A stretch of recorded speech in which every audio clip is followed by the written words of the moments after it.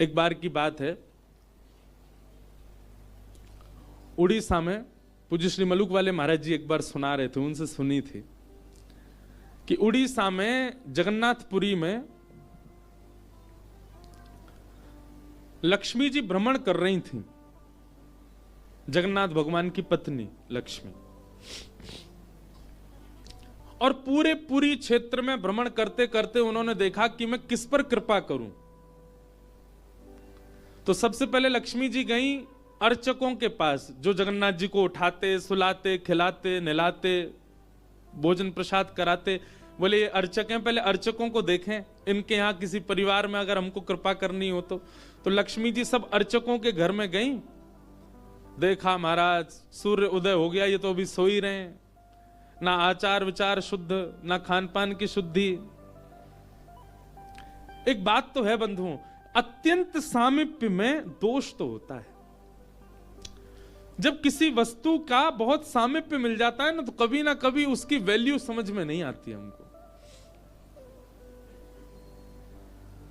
ये हम अपने ऊपर भी कह रहे हैं, हम भी लाल जी के बहुत समीप रहते हैं ना, तो कभी कभी ऐसा होता है कि कहीं पर अव्यवस्था होती है, कहीं कथा में गए वहां थोड़ी सी अव्यवस्था है, लाल जी के अनुकूल नहीं है। जैसे कि लाल जी को देसी गैया का दूध ही आता है, जर्सी का नहीं आएगा, बाजार का नहीं आएगा। पर कई जगह ऐसे लोग हैं कथा कराने वाले, वो नहीं करते व्यवस्था, या व्यवस्था वहां कई बार होती भी नहीं। तो फिर लाल जी को हम कहते हैं, लाल जी अब यहां तो कछुदना जो है का है, आप बिना दूध के ही रहो। जबकि होना क्या चाहिए, चाहे जो हो जाए, चाहे 20 किलोमीटर दूर से आए, लाल जी के लिए दूध आना चाहिए, बिना दूध के नहीं रहते वो। लेकिन हम ठाकुर जी को ऐसे कह देते हैं, कोई बात नहीं ठाकुर जी, यहां दूध नहीं मिल रहा, 7 दिन बाद कहीं और जाएंगे, वहां तो दूध आएगा आपके लिए। अब ये अत्यंत सामीप्य, इसलिए हम ठाकुर जी से निवेदन कर रहे हैं कि आप काम चला लो।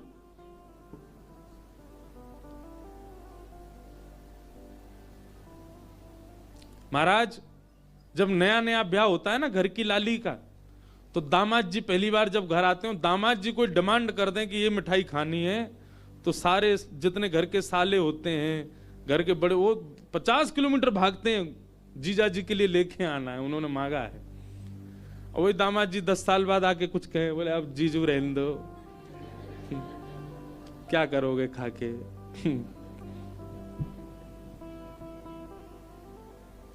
या फिर पहले ही फोन कर देते हैं, आप आएंगे, वो रास्ते में ही पड़ेगी दुकान, खुद ही लिया ना। अत्यंत सामीप्य के बाद में कहीं ना कहीं हमारा भाव जो है वो धीरे धीरे घटने लग जाता है। कभी कभी मैं आपसे भी निवेदन करूं, ठाकुर जी से भी विरह मांगो, हे नाथ कहीं मैं आपके बहुत समीप ना आ जाऊं, बहुत समीप आकर के कहीं मैं आपके प्रति मेरा भाव कम ना हो जाए। तो लक्ष्मी जी ने देखा महाराज सबरे पुजारी, अर्चक, साधक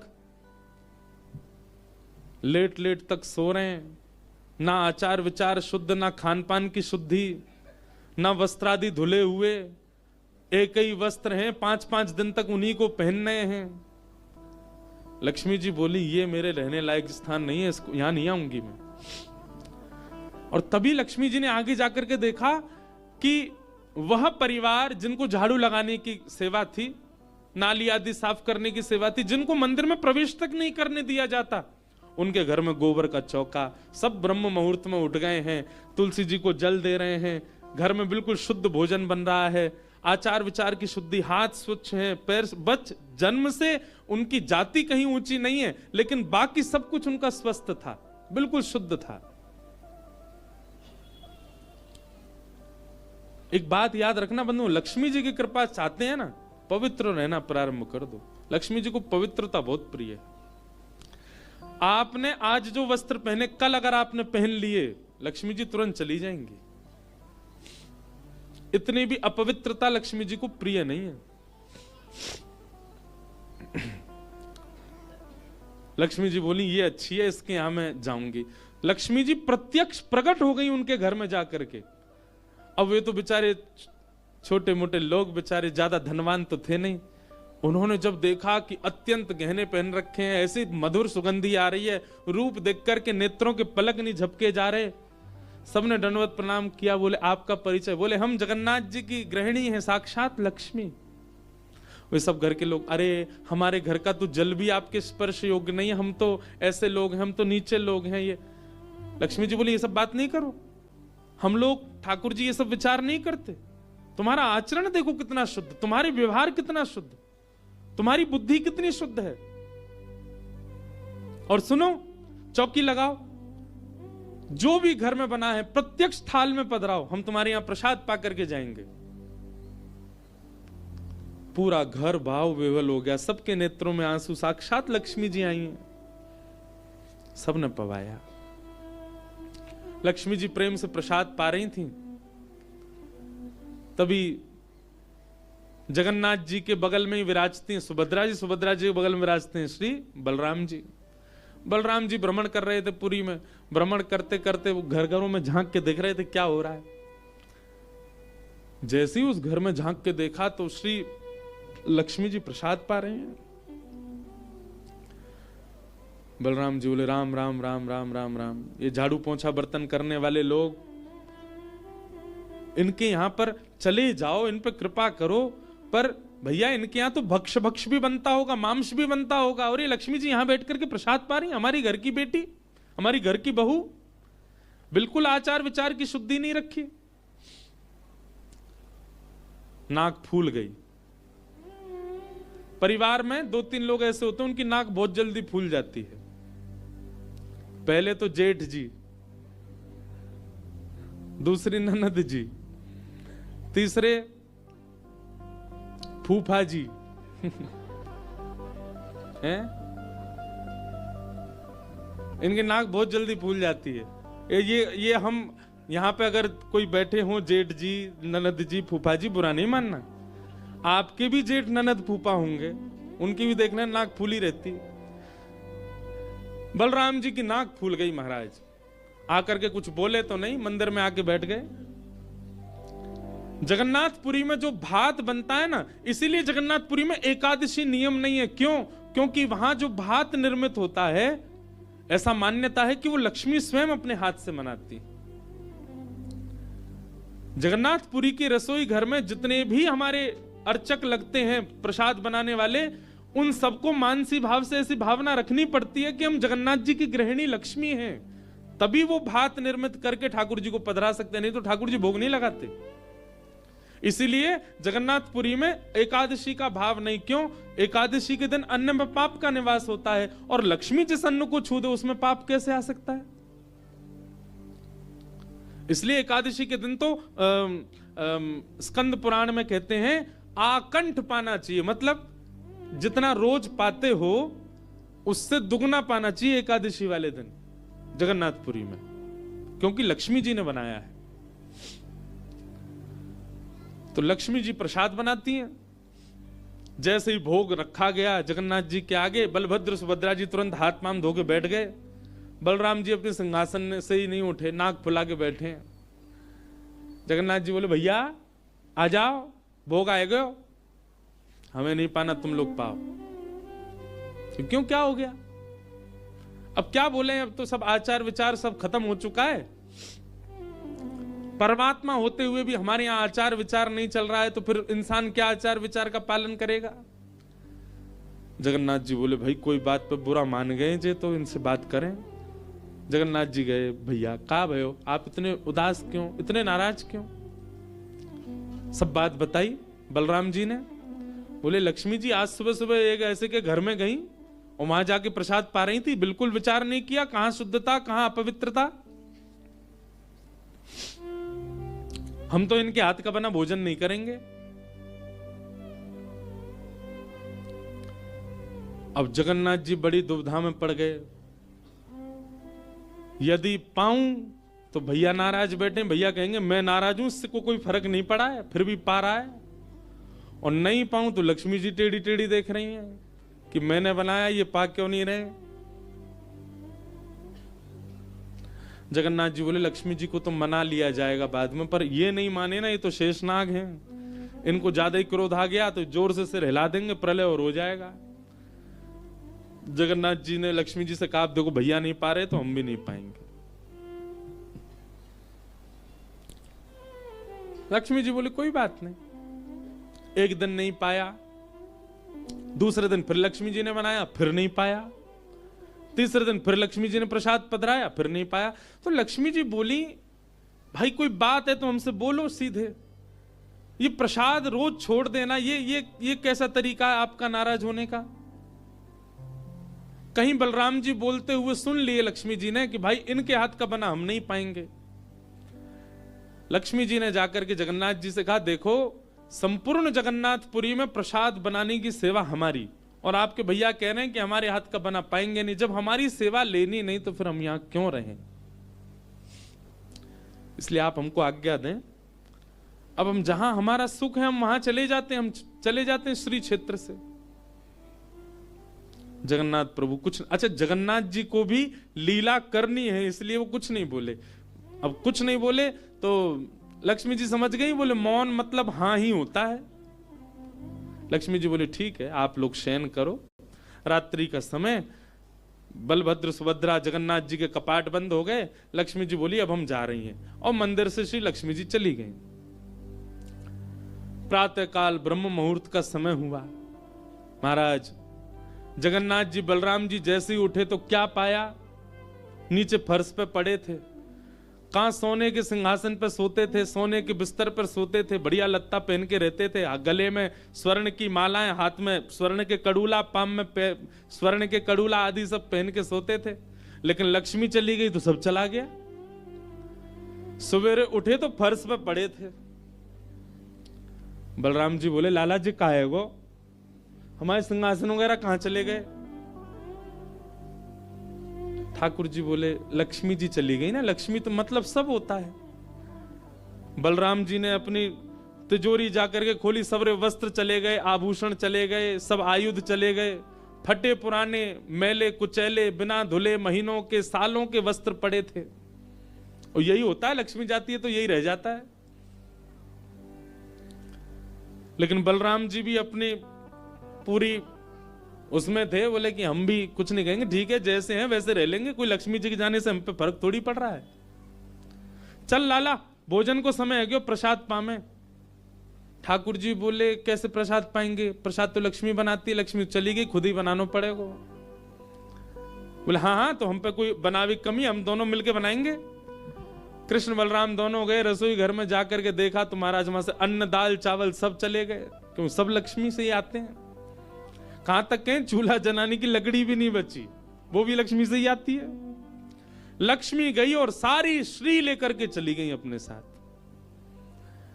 एक दिन दो दिन, अब तो दर्शनार्थी आने बंद हो गए, क्यों मंदिर की श्री भी चली गई। जगन्नाथ जी और बलराम जी चुपचाप बैठे हैं अपने सिंहासन पर, भूखे प्यासे बेचारे, आंख बाहर निकल आई। बलराम जी बोले लाला, बोले हाँ 2 दिन है गए लाला, भोजन ना एक कियो, और 2 दिन पहले गुस्सा में ना कियो, 4 दिन है गए, और कछु है भी ना, कहा करें। देखो इस बात को कोई ऐसे मत ले लेना, लोग सोचने वाले यूं भी लेते हैं, बताओ महाराज जी कुछ भी बोल रहे हैं, वो साक्षात ब्रह्म है, लक्ष्मी जाने से उन पर कोई प्रभाव पड़ेगा? लक्ष्मी जाने से कोई प्रभाव नहीं पड़ता ठाकुर जी पर ठाकुर जी बलराम जी को ये बताना चाह रहे हैं कि भाई किसी को हे दृष्टि से मत देखो, उसी के लिए पूरी लीला हो रही है। ठाकुर जी बोले दाऊ दादा एक काम है सके, बोले कहा,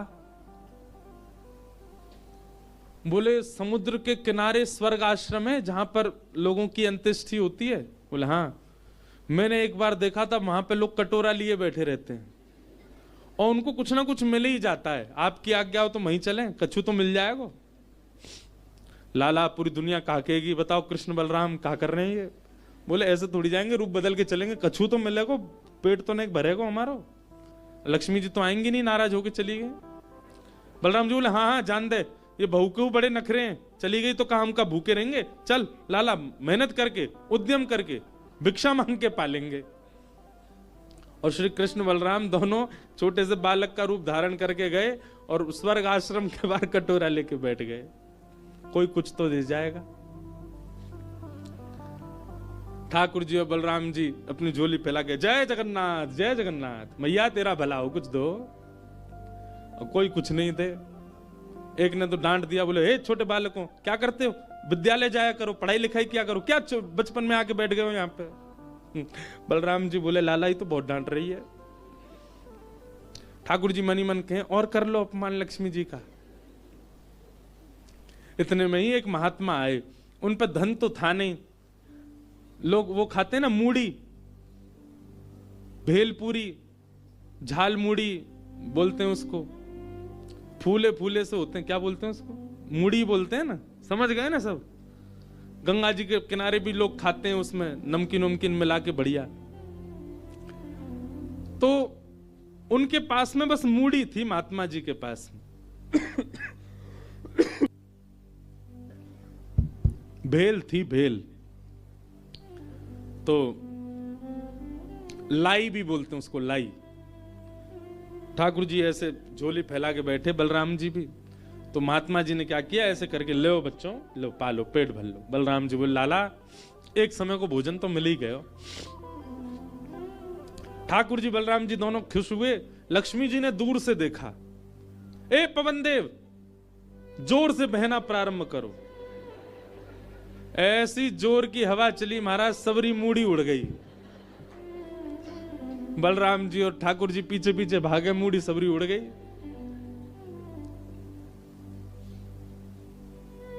बलराम जी बोले लाला ये क्या हो गया? बोले भैया हम संकोच में कुछ कहते नहीं, आप बड़े भैया, पर हम एक बात कहें, ये लक्ष्मी के बिना सब हाल हो रहा है हमारा। ठीक है बहू है, आपने समझा देते, आप भी बिल्कुल नाक फुला के बैठ गए, गुस्सा है के बैठ गए, चली गई बेचारी।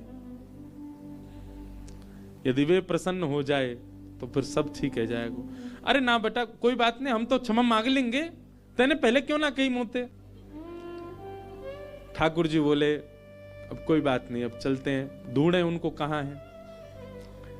पूरे पुरी में ढूंढा, कहां है लक्ष्मी जी। लक्ष्मी जी उसी कन्या के घर में थी, उसी घर में थी जहां देख करके बलराम जी को हीन भावना आ गई थी। बलराम जी लेके गए, लाला यही घर में बैठी जब मैंने देखी काई। वहां जाकर के देखा तो महाराज उस घर में बिल्कुल जैसे मंदिर की रौनक होती है, ऐसी रौनक उस घर की हो रही थी। फर्श लगे हुए हैं, बढ़िया सोने चांदी के बर्तन रखे हैं, एक जगमगा रहा है मणियों से पूरा घर भवन। और बाहर बैठ करके उस महिला के जिसके ऊपर कृपा की थी लक्ष्मी, उसके बालक भर भर के सामग्री दे रहे हैं लोगों को, भोजन की सामग्री, वस्त्र ले जाओ, ये ले जाओ, कोई गरीब कन्या के लिए धन ले जाओ, राशि ले जाओ, सोने की मोहर ले जाओ। लक्ष्मी जी बैठी है घर में। ठाकुर जी बोले अब लक्ष्मी जी तो नाराज हैं, भैया एक काम करें, हम भी लाइन में लग जाएं, कछु मांग लें, लेके चल दें। जैसे ही ठाकुर जी और बलराम जी लगे कतार में, भीतर से लक्ष्मी जी को देख के दया आ गई। मेरे प्राणनाथ, ये चाहे तो सर्व समर्थ हैं, परंतु बलराम जी को बताने के लिए पूरी लीला कर रहे हैं। लक्ष्मी जी तुरंत बाहर आई और दोनों को इशारा किया, आप लोग इधर आओ।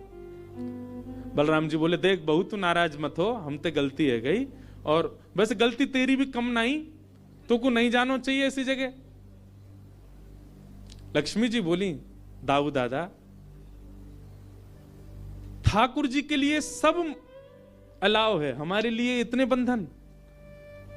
वे किसी भी भक्त पर कृपा करने जा सकते हैं, वहां पर जात पात नहीं देखी जाती, वहां पर यह नहीं देखा जाता कि भजने वाला कौन है, ब्राह्मण है, क्षत्रिय, वैश्य कौन है, सब पर वो अनुग्रह कर सकते हैं। तो फिर हमारे ऊपर इतनी रोक टोक क्यों?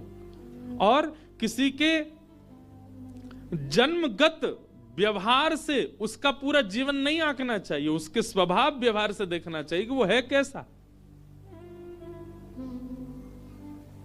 कहां आप कहते हैं कि ब्राह्मण सर्वश्रेष्ठ, और वो देर देर तक सो के उठ रहे हैं, उनके यहां शुद्धि नहीं, वस्त्र 4-4 दिन तक पहन रहे हैं, एक महीना एक ही धोती में निकाल रहे हैं। आप कह रहे हैं कि वो श्रेष्ठ, और ये लोग जो इतनी पवित्रता का ध्यान रखते हैं, इन पर कृपा ना हो। हमारे अनुसार तो जो अपने कर्म से शुद्ध है वो शुद्ध है। बलराम जी और ठाकुर जी दोनों मान गए, जैसी आपकी इच्छा। बोले नहीं, आज के बाद हम आपसे एक नियम चाहते हैं। क्या? बोले श्री जगन्नाथपुरी में नियम कर दीजिए। बोले क्या? जिस महाप्रसाद को ब्राह्मण पाएगा उसी महाप्रसाद को शूद्र भी पाएगा, दोनों को समान फल मिलेगा। और यहां महाप्रसाद का ऐसा नियम रखा जाए कि अगर एक ही पत्तल में दोनों बैठ करके पालें तो दोनों को समान पुण्य प्राप्त होगा। महाप्रसाद पाते ही, अन्य तीर्थों में तो बहुत साधन करने पड़ेंगे, पर पुरी में आकर के कोई एक तिनका भी यदि महाप्रसाद का पाले तो उसको सर्व साधनों का फल प्राप्त हो जाए। और किसी भी प्रकार से यह ना देखा जाए कि कौन किस वर्ण का है, वो स्वभाव से शुद्ध होना चाहिए। हम सबको हृदय लगावे। अगर ये सब आपको मंजूर हो तो मैं राजी हूं। राजी हुए और तब से श्री जगन्नाथपुरी में ये सब नियम नष्ट कर दिए गए। महाप्रभु जी सबके लिए सुलभ हो गए। कहां तक कहें, जब ठाकुर जी बीमार होते हैं ना, तो ठाकुर जी की सेवा ब्राह्मण नहीं करते, अन्य वर्गों की ही सेवा होती है श्री ठाकुर जी की। वे ही ठाकुर जी को अंतरंग भाव से सेवा करते हैं, उन्हीं से ही ठाकुर जी प्रसन्न होते हैं। तो व्यक्ति का व्यवहार, स्वभाव, उसकी विचारधारा वो उच्च होनी चाहिए। वो जन्म से कौन है इससे फर्क नहीं पड़ता। सनातनी परंपरा है, परंपरा का निर्वहन होना चाहिए, परंपरा का पालन होना चाहिए, परंतु हे दृष्टि के साथ ठाकुर जी नहीं रखते तो हम क्यों रखें।